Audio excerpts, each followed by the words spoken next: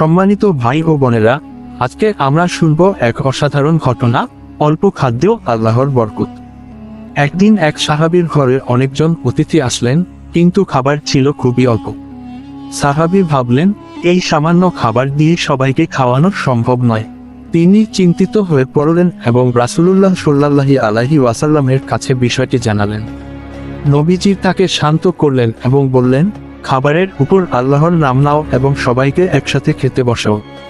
সাহাবী নবীজির কথা অনুসরণ করে খাবারের উপর বিসমিল্লাহ বললেন এবং সবাইকে খেতে বসালেন। সবাই তৃপ্তি সহকারে খাবার খেলেন, কিন্তু কি আশ্চর্য দেখুন, সেই সামান্য খাবার থেকেও সবাই খেয়ে তৃপ্ত হলেন, অথচ খাবার শেষ হয়নি। কেউ ক্ষুধার্ত থেকে গেলেন না।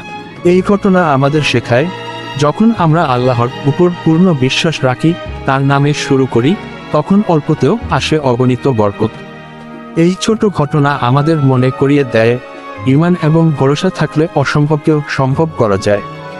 ভাই ও বোনেরা, যদি এই গল্পটি আপনার হৃদয় স্পর্শ করে, তাহলে ভিডিওটি লাইক দিন, শেয়ার করুন এবং আল্লাহর উপর ভরসা রাখুন। আর আমাদের চ্যানেলটি সাবস্ক্রাইব করুন, যেন আরও এমন অসাধারণ ঘটনা আপনার কাছে পৌঁছে।